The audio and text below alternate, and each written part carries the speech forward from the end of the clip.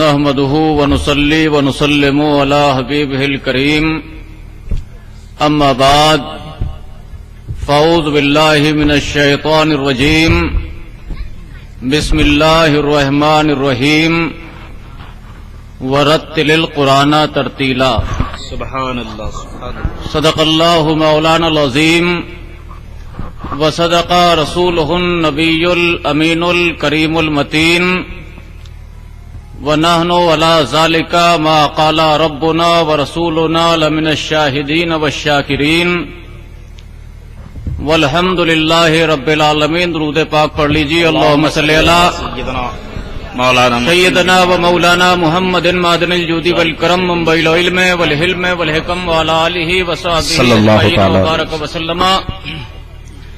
عقیدت و محبت کے ساتھ ایک مرتبہ اور پڑھ لیجیے. اللہم صلی علی سیدنا و مولانا محمد معدن الجود والکرم منبع العلم والحلم والحکم وعلی آلہ وصحبہ اجمعین وبارک وسلم.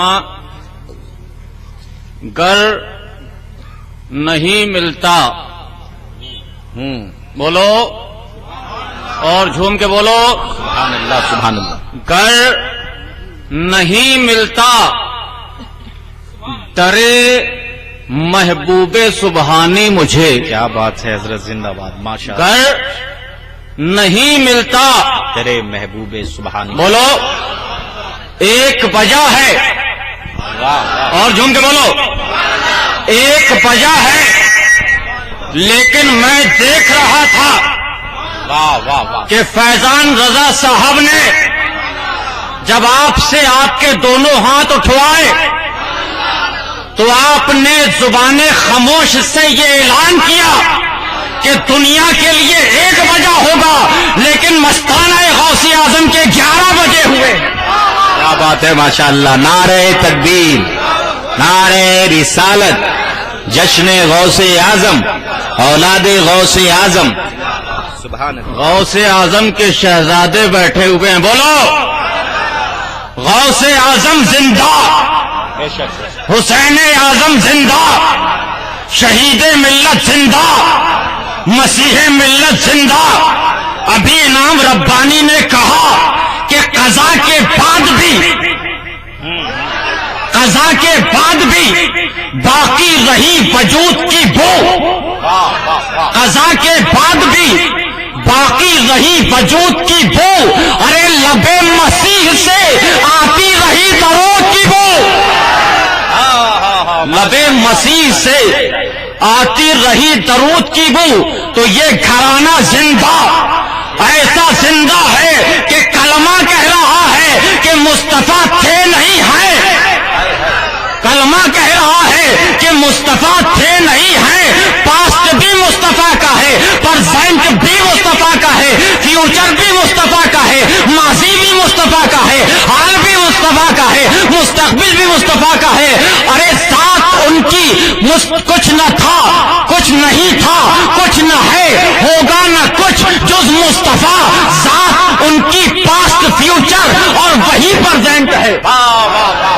ذات ان کی پاسٹ، فیوچر اور وہی پرزینٹ ہے. کلمہ کہہ رہا ہے کہ مصطفیٰ تھے نہیں ہیں اور خود زبان مصطفیٰ کہہ رہی ہے کہ آل رسول تھے نہیں ہیں اور رہیں گے.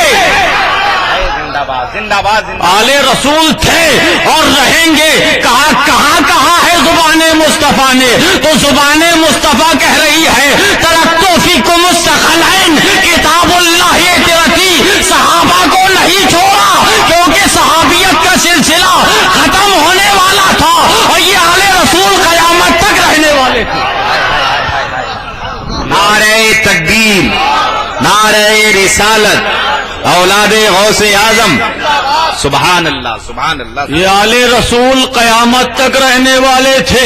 نبی کی نگاہیں دیکھ رہی تھی قیامت تک کے لیے کوئی ایسی چیز دینا ہے، قیامت تک کے لیے راہبر دینا ہے، قیامت تک کے لیے رہنما دینا ہے. قیامت تک انسانی آبادی قائم رہے گی، لوگ موجود رہیں گے، ان کی ہدایت کا کام چلنا چاہیے. قرآن دے دیا اور ساتھ میں زندہ قرآن کو دے دیا، بولتے ہوئے قرآن کو دے دیا. جہاں قرآن سمجھ میں نہ آئے تو آل رسول سے پوچھ لینا.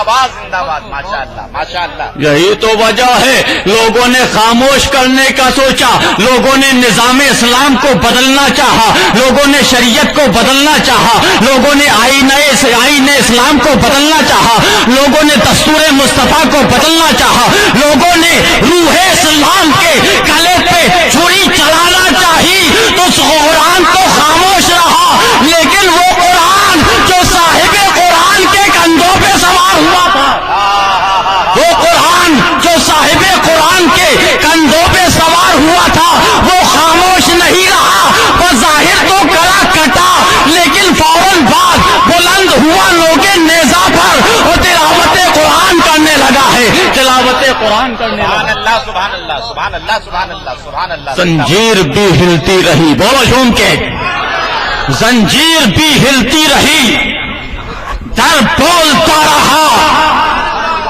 زنجیر بھی ہلتی رہی، در بولتا رہا. لوٹے تو ہانی کا گھر بولتا رہا، لوٹے تو ہانی کا گھر بولتا رہا. اور چپ ہو گئے یزید کے سب لشکروں سے ارے نیزے پہ بھی حسین کا سر. سبحان اللہ سبحان اللہ. نعرہ تکبیر، نعرہ رسالت، فیضان حضور مسیح ملت، فیضان حضور شہید ملت، حضور پیر طریقت، نعرہ تکبیر، نعرہ رسالت. ہمارے ظہیر الدین صاحب بیان فرما رہے تھے، بولو. ظہیر الدین صاحب بیان فرما رہے تھے کہ اورنگزیب کے سامنے ہاتھی لایا گیا، اورنگزیب کے سامنے ہاتھی لایا گیا. کہا نہیں بیٹھوں گا، نہیں بیٹھوں گا. کہا کبھی نہیں بیٹھیں گے، کہا کبھی نہیں بیٹھیں گے. کہا ابھی نہیں بیٹھوں گا، کبھی نہیں بیٹھیں گے. کہا ابھی نہیں بیٹھوں گا. کہا پھر کب بیٹھیں گے؟ کہا جب آل رسول بیٹھ جائے گا اس کے بعد بیٹھوں گا. جب آل رسول بیٹھ جائے گا اس کے بعد بیٹھوں گا.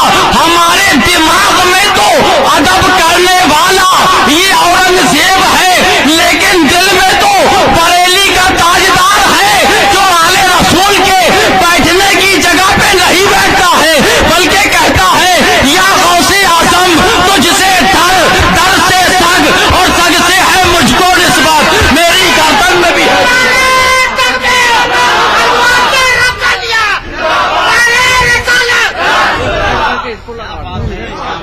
میری گردن میں بھی ہے دور کا ڈورا تیرا، فاضل بریلوی کی ڈولی ہے. جھوم کے بولو، فاضل بریلوی کی پالکی ہے، فاضل بریلوی چلے تنے جانا کی خوشبو آ گئی، مدینے کے باغ کی خوشبو آ گئی. کہا بریلی میں ہوں تو نکھت مدینہ کیوں محسوس ہو رہی ہے، نکھت مدینہ کیوں محسوس ہو رہی ہے، بوئے زلف یار کیوں آ رہی ہے. اعلیٰ حضرت نے کہا کہ بوئے زلف یار کیوں آ رہی ہے تو حجت الاسلام نے کہا کیوں کرنا پھر اویس کے دل کا چمن مہک اٹھے. ارے موج نسیم ہے بسی یہ سوئے مشکبار میں، موج نسیم ہے بسی یہ سوئے مشکبار میں. یہ تنے جانا کی خوشبو کیوں آ رہی ہے، یہ مصطفیٰ کے تنے اقدس کی خوشبو کیوں آ رہی ہے. اس بریلی میں کون سا گلے مصطفیٰ کھلا ہوا. فوراً ڈولی سے اترے، ڈولی سے اترے اور دست بستہ کھڑے ہو گئے. کہاروں کو سامنے بلایا اور کہا تمہارے نانا کا واسطہ، تم میں جو والے رسول ہو اسے اس کے نانا محمد رسول اللہ کا واسطہ مجھے بتا دو کہ تم میں سے آلے رسول کون ہے. مجھے مدینہ کے باغ کی خوشبو محسوس ہو رہی ہے. جب آپ نے مصطفیٰ کا واسطہ دیا تو ایک مزدور نے اپنی گردن کو جھکا لیا اور کہا کہ حضور مزدوروں سے کام لیا جاتا ہے، ان کی ذات نہیں پوچھی جاتی. کہا بس تم ہی آل رسول ہو، مجھے معلوم ہو گیا. اب فوراً اعلی حضرت آگے بڑھتے ہیں اور اپنے علم و فضل کی دستار کو اس نامعلوم سید زادے کے قدموں پہ رکھ دیتے ہیں. ہم نے عالم تصور میں فاضل بریلوی سے پوچھا، آپ پاؤں چھو کے بھی معافی مانگ سکتے تھے، آپ جھک کے بھی معافی مانگ سکتے تھے، آپ کو چیزیں اور کسی اور طریقے سے بھی معافی مانگ سکتے تھے، یہ دستار ہی کو رکھنے کی کیا ضرورت تھی؟ کہا تمہیں معلوم نہیں ہے، کسی اور سے معافی نہیں مانگ رہا ہوں بلکہ تاجدار کائنات کے شہزادے سے معافی تاجدار کائنات کے شہزادے سے معافی مانگ رہا ہوں. تو جیسا دربار ہوتا ہے ویسا نذرانہ ہوتا ہے. یہ سید زادہ ظاہر میں تو معمولی لباس میں ہے، مزدور نظر آ رہا ہے، لیکن مالک جنت نے اسے مختار جنت بنا دیا. مالک جنت نے اسے مختار جنت بنا دیا ہے. ہم نے کہا اعلی حضرت واقعی آپ ہی کو اعلی حضرت ہونے کا حق ہے، آپ ہی کو اعلی حضرت ہونے کا حق ہے، کیونکہ جیسی تعظیم اور سن کے بولو سبحان اللہ سبحان اللہ، ایسی توقیر، جیسا ادب، جیسا احترام آپ نے کیا ماضی قریب میں، ہمیں اس کی نظیر نہیں ملتی، ہمیں اس کی مثال نہیں ملتی. ہم نے کہا فاضل بریلوی عقیدت کی انتہا ہو گئی تھی، احترام کی حد ہو گئی تھی، ادب کا بام کمال تھا کہ آپ نے اپنے امامے کو، تقدس کے امامے کو، طہارت کے امامے کو، زہد و علم و فضل کی دستار کو ایک نامعلوم سید زادے کے قدموں پہ رکھ دیا. جب اتنا کر چکے تھے بس کر دیتے. ارے یہ کاندھوں پہ اٹھانے کی کیا ضرورت تھی؟ یہ کاندھوں پہ اٹھانے کی کیا ضرورت تھی؟ تو بریلی کے تاجدار نے کہا اگر میں جھک جاتا ادب ہو جاتا، اگر میں پاؤں چوم لیتا ادب ہو جاتا، اگر میں دستار اتار کے رکھ دیتا ادب ہو جاتا. لیکن میری نگاہیں دیکھ رہی تھی کہ مصطفیٰ نے اپنے کندھوں پہ حسنین کو اٹھایا ہے، میں بھی موقع ہاتھ سے نہیں جانے دینا چاہتا تھا. نعرہ تکبیر، نعرہ رسالت، سرکار غوث اعظم تنصر، حضور شہید ملت، حضور مسیح ملت، فیضان اعلی حضرت، نعرہ تکبیر، نعرہ رسالت. اب لوگ کہتے ہیں ہم بھی آدم علیہ السلام کی اولاد، یہ بھی آدم علیہ السلام کی اولاد. بولو کہتے ہیں نا ہم بھی آدم علیہ السلام کی اولاد اور یہ بھی آدم علیہ السلام کی اولاد. ہم ان کی تعظیم کیوں کریں؟ ہم ان کی توقیر کیوں کریں؟ ہم ان کا ادب کیوں کریں؟ ہم ان کا احترام کیوں کریں؟ ہم نے کہا یہاں نسبت آدم بھی ہے اور نسبت محمد رسول اللہ بھی ہے، نسبت محمد رسول اللہ بھی ہے.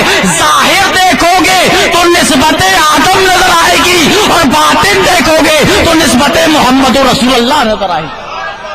رگو ریشے میں مصطفیٰ کا خون ہے. ان کی شکل دیکھ کے دھوکہ مت کھا جانا، ان کا چہرہ دیکھ کے دھوکہ مت کھا جانا. ہماری طرح ہے، ہم ادب کیوں کریں؟ ہم توقیر کیوں کریں؟ ہم تعظیم کیوں کریں؟ ہم احترام کیوں کریں؟ ابھی مولانا انعام ربانی نے فرمایا لکڑی لکڑی برابر ہے، لیکن جو لکڑی کرسی بن جائے اس پہ بیٹھا جاتا ہے اور جو لکڑی قرآن کا رحل بن جائے اسے چوما جاتا ہے. میں نے کہا بس یہیں سے مزاج مل گیا. لکڑی برابر نہیں ہو سکتے. جس کی کرسی بن جائے اس پہ بیٹھا جاتا ہے اور جس پہ قرآن رکھ دیا جائے اسے چوما جاتا ہے. ارے جس پہ قرآن رکھا جائے اسے چوما جائے تو جسے صاحب قرآن نے اپنے کندھوں پہ اٹھایا ہو اس کا مقام کیا ہوگا؟ اس کی اللہ تبارک و تعالی سمجھنے کی توفیق عطا فرمائے اور آل رسول سے، اولاد غوث اعظم سے فیضان لینے کی توفیق عطا فرمائے. وآخر دعوانا الحمدللہ رب العالمین.